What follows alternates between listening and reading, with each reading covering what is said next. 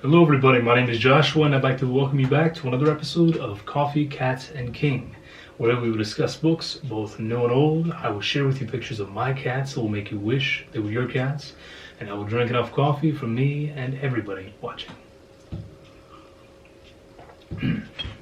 So my mug today is from the bed and breakfast called South Court Inn that my wife and I stayed in for our recent anniversary excursion.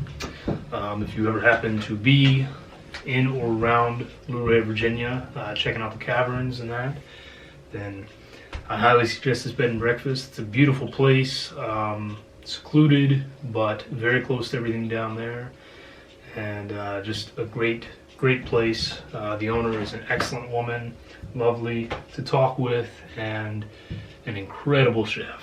So today I'm here, a very exciting book tag. This is the Library of Horrors book tag. It was created very recently by Alex over at Alex's Library. I will link her channel below, of course. She's a wonderful woman, great sense of humor. I love the editing she does in her videos, and she has great taste in books. So really cool. Check out her channel if you haven't, and if you have, I highly suggest that you also do this tag because it's a lot of fun.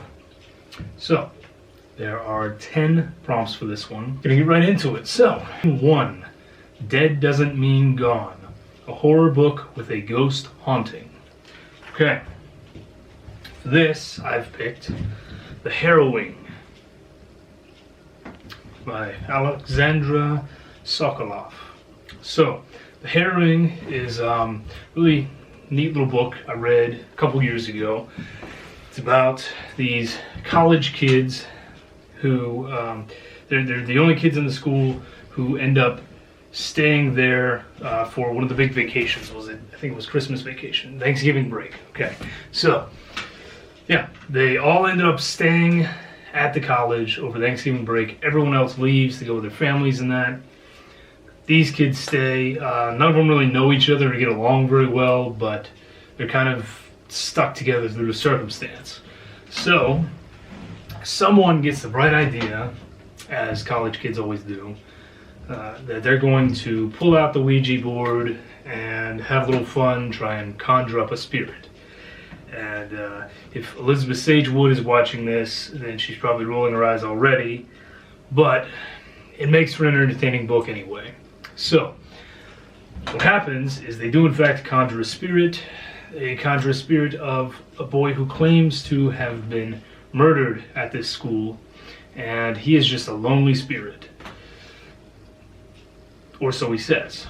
I think you can probably guess there's some other stuff going on there, that there's a bit of malevolence within this haunting, and it's a really excellent novel. It surprised me. I hadn't read anything by her at that point. I actually just picked up another book by her called The Price, so I'm excited to read that one. Okay, question 2 is Lullaby, a horror book with a creepy child. Okay, I did not want to use Animus again because I've already talked about Animus twice on this channel. You guys are going to get tired of it. So instead, I'm actually going to talk about one I will admit right up, I have not read this yet. I picked it solely based off the synopsis and the cover. So this is David B. Silva's Child of Darkness. And I did talk about this in one of my pickup videos, but it says, Eureka was a quiet little farming community where the biggest news was last week's weather. But for one boy, it was a place of unending torment. His mind unmercifully scarred by a father who was convinced he was the devil's spawn, Justin Reed withdrew into himself, seeking refuge from his father's ghastly tortures. There he discovers he was not alone. Something deep within him was struggling to get out, an evil that threatened to destroy not only Justin, but everyone around him. Only he could control the power, but could he vanquish it before it tore his very soul apart? So, like I said, I haven't read it, but the cover definitely gives me a creepy child vibe, and with a name like Child of Darkness, I have to imagine that this kid is going to do some pretty terrible things at some point. Question 3. You Are Invited, a horror book with a creepy cult. Okay, I was excited about this one. I had a lot of good options, but I picked one that I haven't seen people talk about as often. This is Brian Evanson's Last Days. And this says, after being kidnapped by a dark sect with a shocking way of showing their closeness to God, ex-detective Klein is tasked with uncovering who murdered their leader. Will he uncover the truth in time to save himself, take on the mantle of a prophet, or destroy all he sees with a reign of biblical violence? So, for those of you who have not read anything by Mr. Brian Evanson, his horror, his particular brand of horror, is very much closer to a cosmic Lovecraftian horror, and it tends to stray on the side of religion. It's not Christian fiction, let me say that.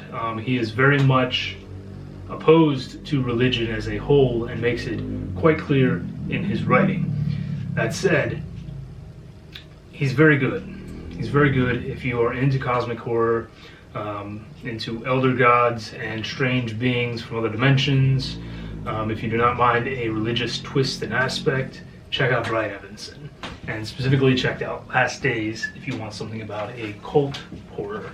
So, number 4, Devil's Advocate, a book with a morally gray protagonist. Alright, I was excited to show this one off too. This is Tom Piccirilli's A Lower Deep. Awesome cover there. It says, a man known only as the Necromancer and his demonic familiar named Self wander the spectral highways of the countryside, incurring the wrath of both heaven and hell, and facing the curses of the damned. But it's a figure from his past that may drive the Necromancer into a hell he cannot escape. Jebediah de la Croix, the leader of the Necromancer's old coven, has created a new coven, an evil band determined to use the black arts for their own hideous ends. The Necromancer is forced to return to his home, a place haunted by memories where years earlier his original coven was destroyed, and where Daniel, the only love of his life, met an awful death. Together with Self, the Necromancer must battle not only his former master, but the members of the new coven and the jealous ghost of his old one, all the while taunted by the possibility that Daniel may return from the dead. So, morally gray character is definitely the Necromancer, as well as Self. They are not nice people. They do some awful things, but you feel for them.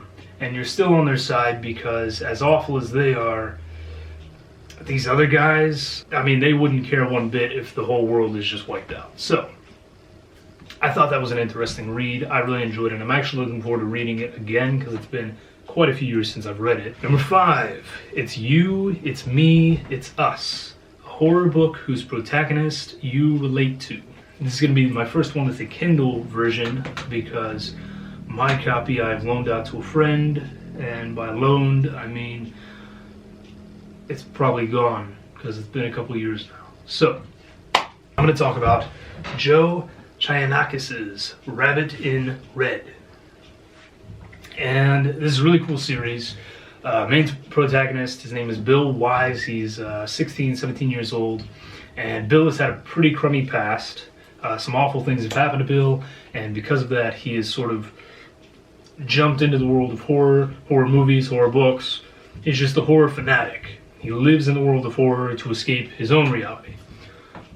I can definitely relate there. So, Bill gets a chance to be part of this program, and it's all horror related.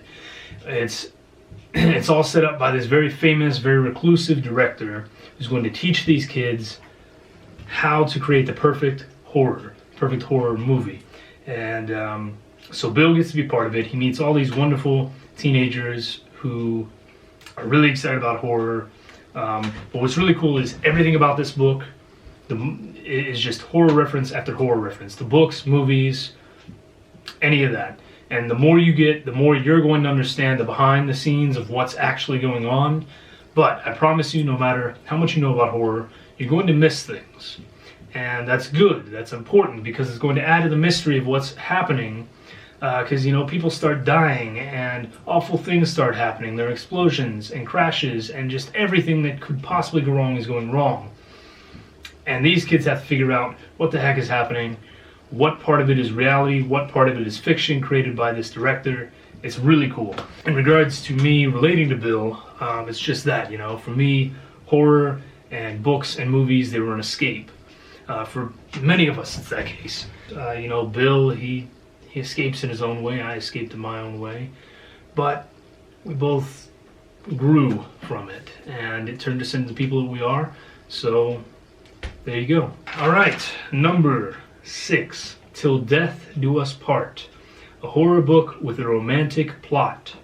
Okay, I picked a young adult that I think a lot of people probably haven't heard of. This is Tom McNeil's Far, Far Away.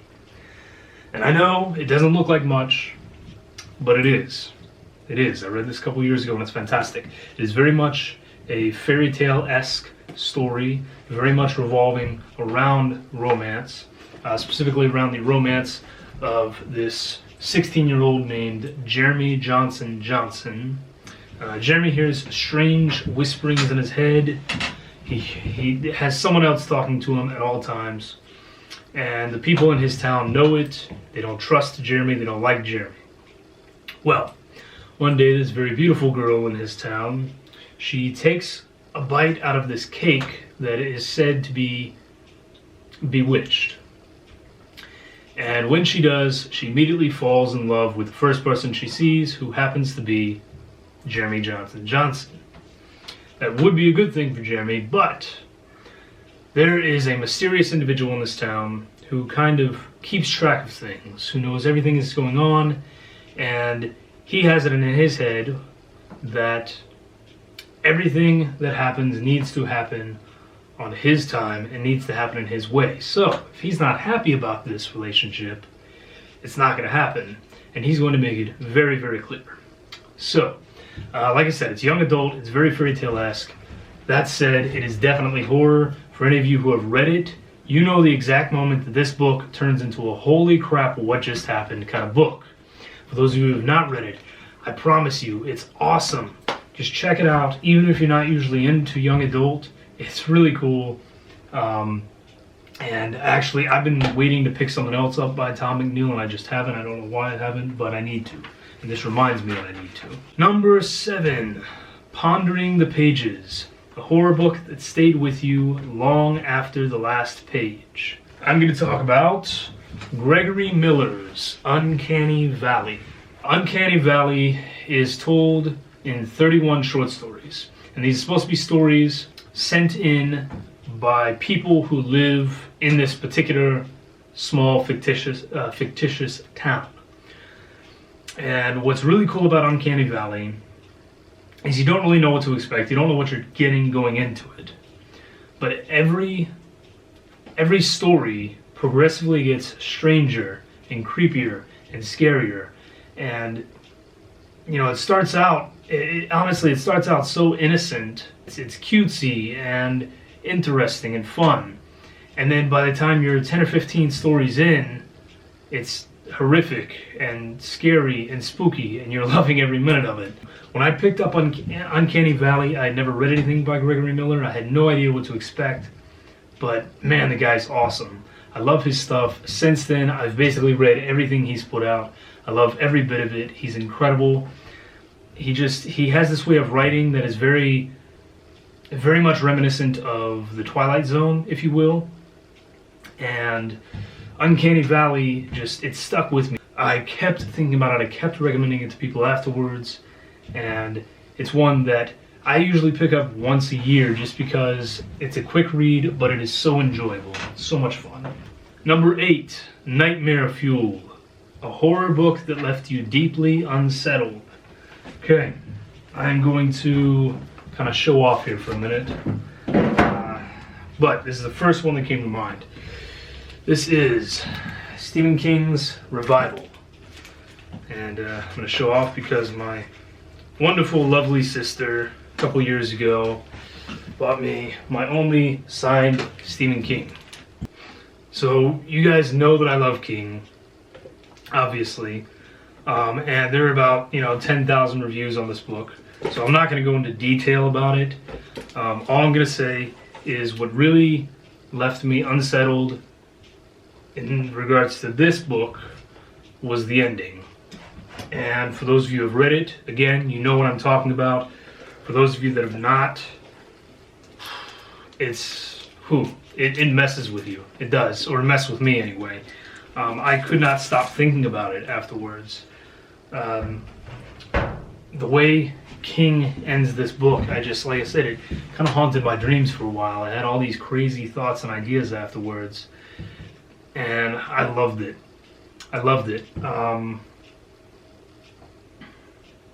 Beware of Mother. That's all I'm going to say. Number 9. Cover Your Eyes, a genuinely shocking horror book. Here I'm going to talk about 2 different books that I do not have physical copies of. One because I borrowed it from a friend when I read it and never purchased my own copy for some reason.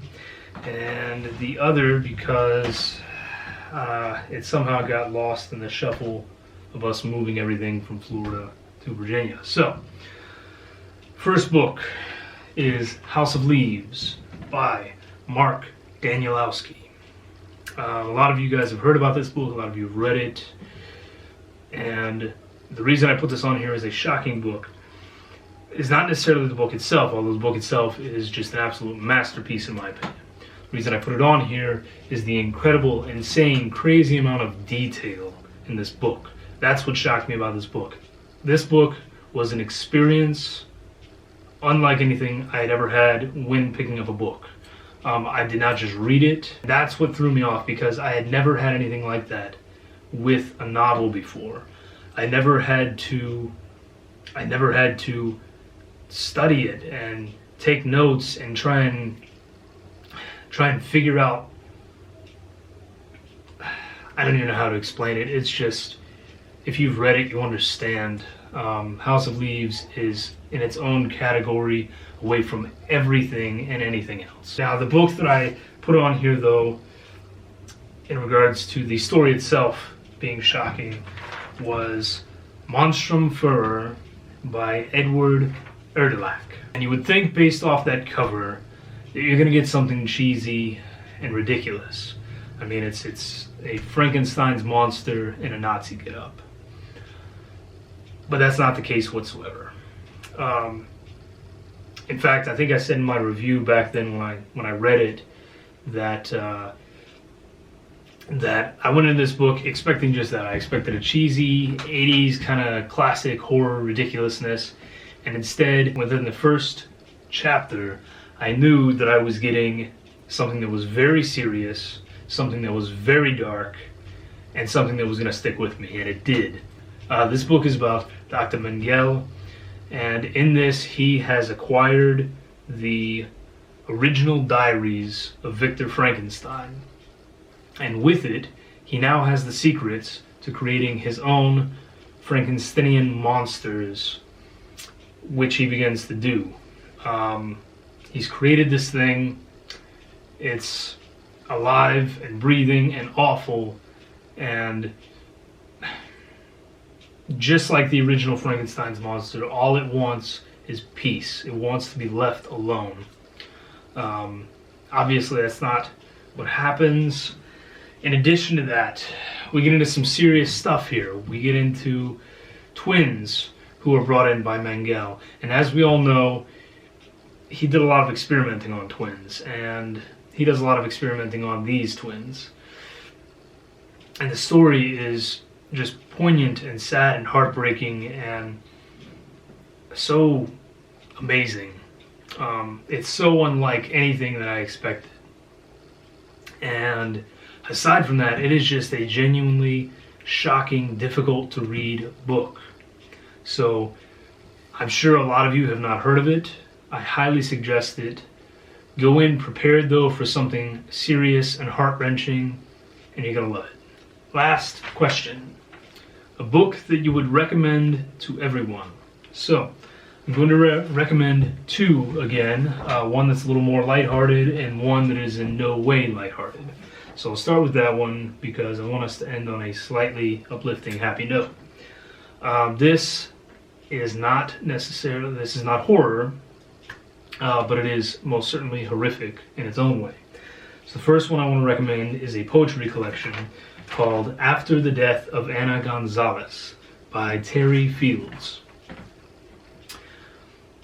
And this is a poetry collection where every student was asked to write a poem about their feelings after the suicide of a fellow student, after Ana Gonzalez sadly commits suicide. And I will tell you that this is one of the very few things that I've read that has brought tears to my eyes. This is a serious subject for me.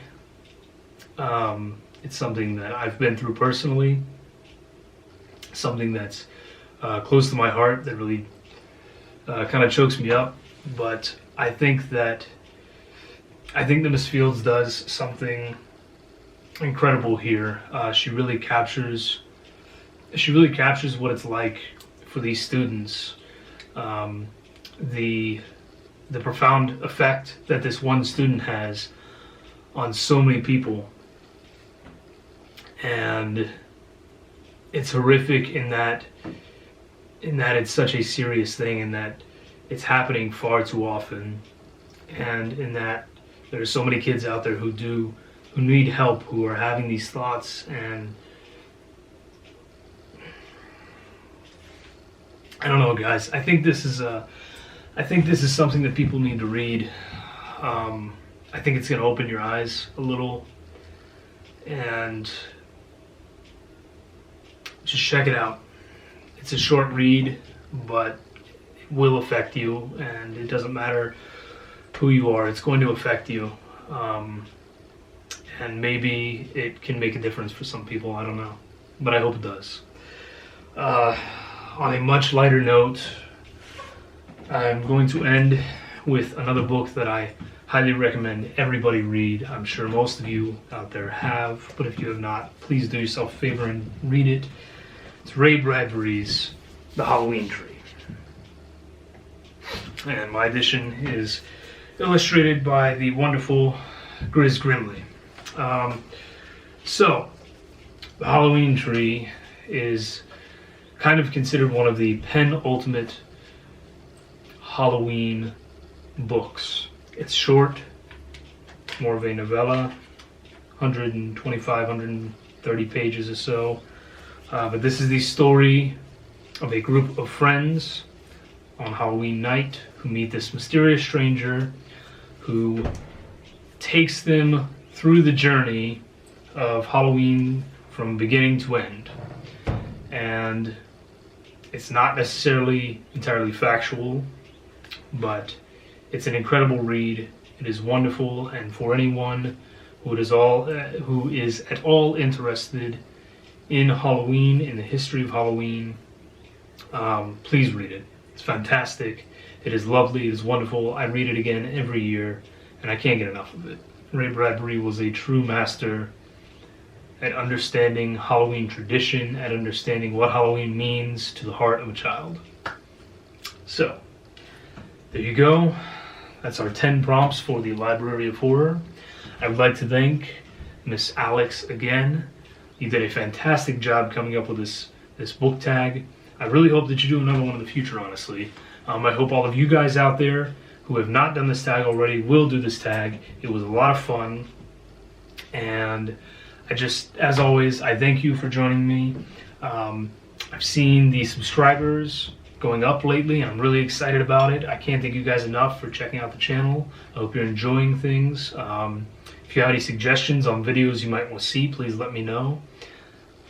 If you are new to this channel, you'll see that I try my hardest to comment on every comment left down there. So, if I don't get to you right away, I'm sorry, I'm a busy guy, but I will always reply to you. So please, if you have suggestions on videos you might want to see, on books you might think I would enjoy, on books you want to know more about that I have read already, please let me know. I will always respond. And I'm gonna go on and insert some cat footage now. Get your ball. Not the ball. The ball. Get the ball. There you go.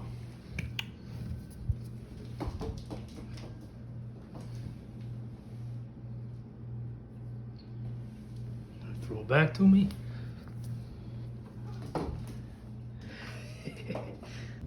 Bring it here.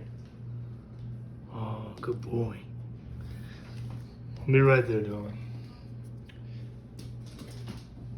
So we got caught up playing ball. Oh, good boy. Good boy. Oh, oh, oh my goodness. Oh, look at you and your mousey.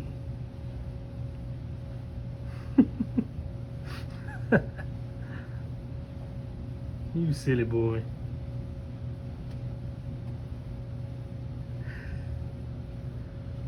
Oh, goodness.